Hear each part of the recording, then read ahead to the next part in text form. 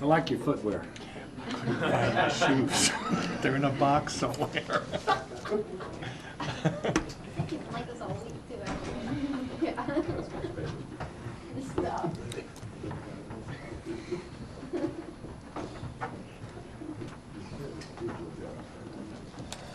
Good afternoon, and thank y'all for being here today. I want to update you on 3 new housing assistance programs that we are making available to Louisiana residents who've been impacted by this historic flooding.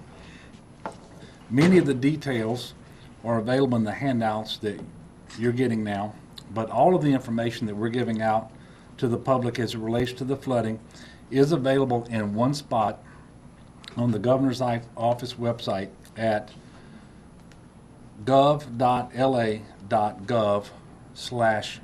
flood. I'll say that again, gov.la.gov/LA flood. 2 programs that we are announcing today are temporary, while one is an investment in your permanent home.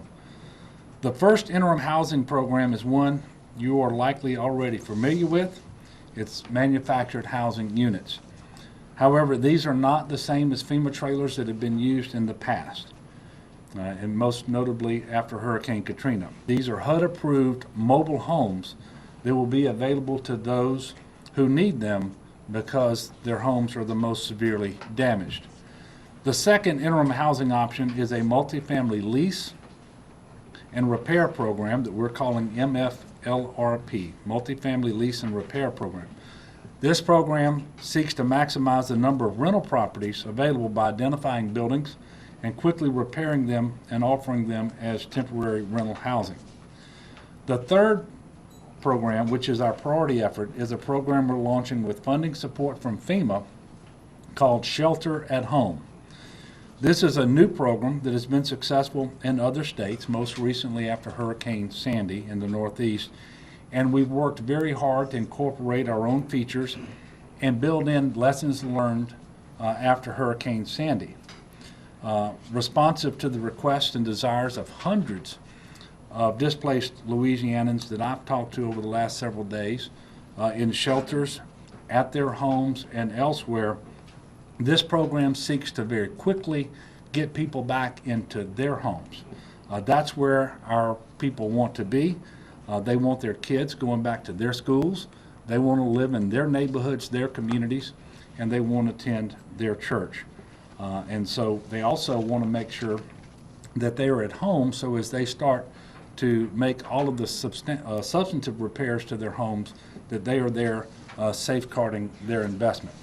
The Shelter at Home program will enable individuals or families whose homes were damaged in the flooding to take shelter in their own homes while they rebuild, instead of having to stay in a hotel, a rental, or a shelter. Each applicant's home will be evaluated, and if eligible, FEMA will pay for basic initial work to make the home safe, secure, and habitable. And it may include the following. And I'm going to read a list of features that this program may involve depending on what is needed at the individual's home. But I want to point out now that if taking all of these remedial measures does not render the home safe, secure, and habitable, then that homeowner is not going to be a candidate for this particular program. But the program may include the following: inspection and testing of electrical, HVAC, and plumbing systems to ensure they are in safe working order. Removing drywall, insulation, and other water-absorbing wall coverings, excluding fire-rated walls that are damaged by flooding. Removing flood-damaged water-absorbing floor material, including carpet, carpet padding, and other materials. Removing debris from the home and placing that debris in the street right-of-way. Cleaning and sanitizing exposed floors and wall surfaces where flooring and wall coverings were removed. Ensuring that there is at least one working bathroom, which would include the cleaning or fixing of a bathtub or shower, a toilet, and a sink. Maintaining heating and air conditioning. for comfort, repairing or replacing damaged water heaters, inspecting and repairing natural gas lines if necessary, testing and repairing or replacing, and in some cases installing smoke and carbon monoxide detectors, and lastly, providing mini refrigerators and microwaves as necessary. Again, these efforts would be designed to making the home secure, safe, and habitable. There is a limit. Eligible houses must take no more than $15,000 in work to meet basic habitable conditions in all or a part of the home. However, this program can be used in addition to FEMA individual assistance, and you do not have to be registered with FEMA to be eligible. However, I am encouraging everyone impacted by this storm to register with FEMA, and I will get back to that shortly. These emergency cleanups and minor repairs will help families get a jump start on recovery while they continue larger overall repairs. What's truly special about this program is that it helps bring communities back together quicker than ever before. As I said before, kids are going to be back in their school districts attending their schools, businesses can regain their regular customers, and neighborhoods can begin to feel a sense of normalcy once again. This program will be open to the public on Monday. On Monday morning, we will release the website and phone number where eligible families can register for this program. And I know that this is a lot of information, and I apologize for that. We understand that many families are desperately ready to get back into their homes, and we're using every resource available to ensure that there are solutions available for every individual need. I do want to take this opportunity to remind you of the two other short-term housing options that we announced last week that are currently underway. One is temporary shelter assistance, where FEMA will pay for a temporary hotel room. This program uses an automated system to contact displaced residents who have registered at www.disasterassistance.gov. Again, they've registered their disaster assistance claim with FEMA by going to www.disasterassistance.gov or by calling 1-800-621-FEMA. That's 1-800-621-3362. And it is available to those individuals who, while they registered, indicated they were living in a shelter, in a car, they were already at a hotel or motel, or that they were staying at their place of employment.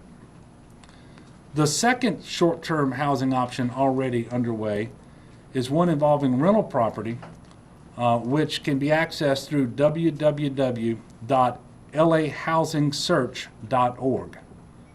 That's www.lahousingsearch.org. And so, again, I want to encourage everyone who has not yet done so, if you've been impacted by this storm, if you've been damaged, please register with FEMA. At this point, we have more than 119,000 registrations, and it's one registration per household to give you a sense of the size and scope of this disaster.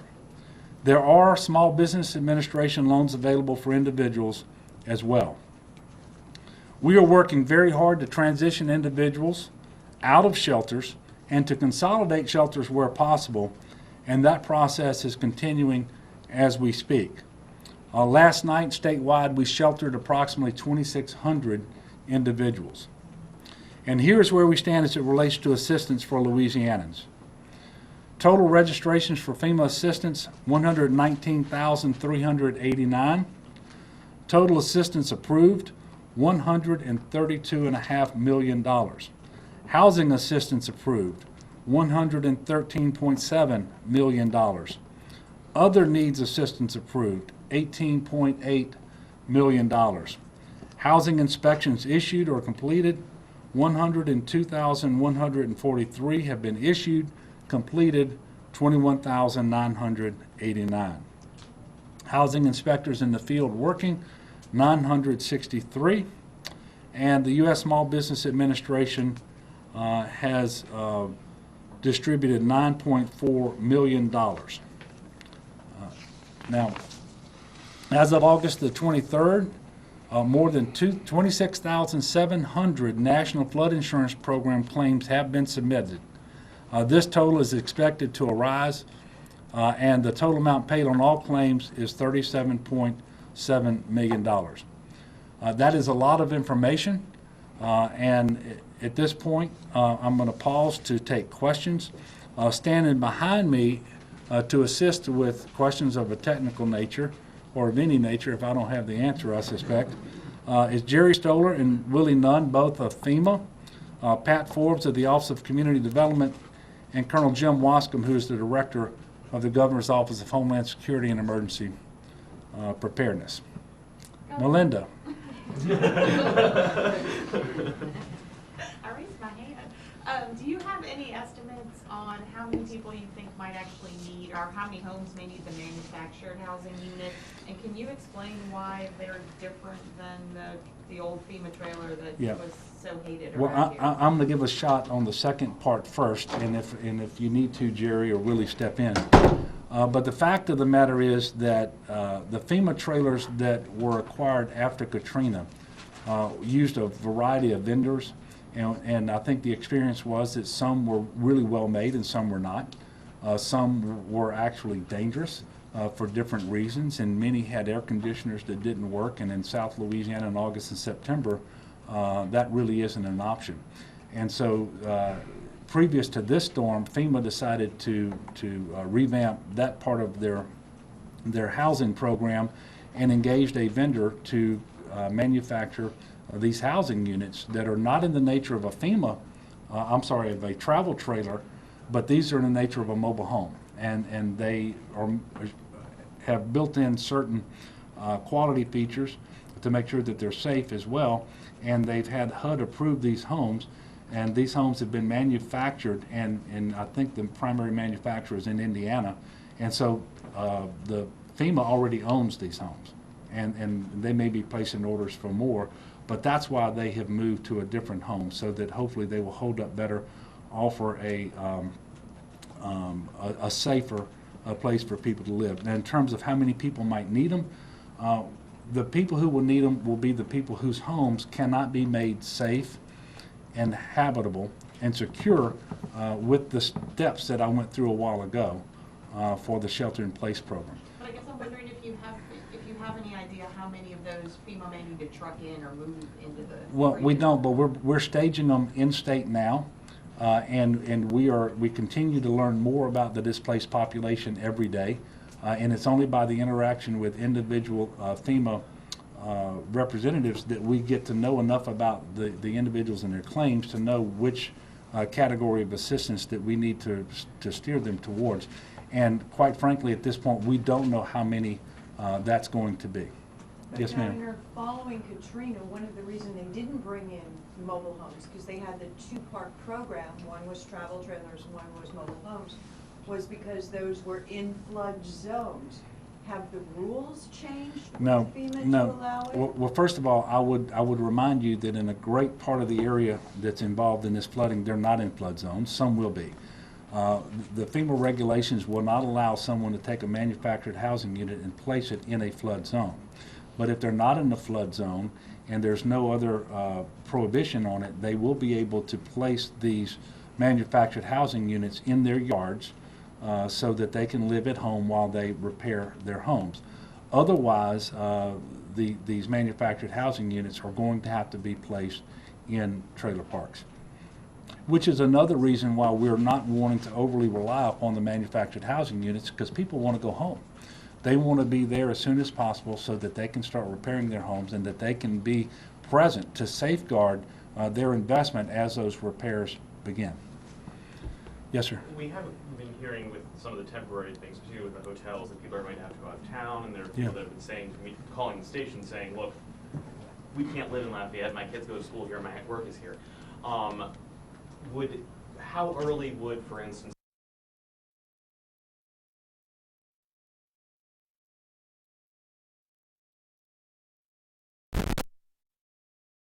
spotters that are tornado near the Van Buren area.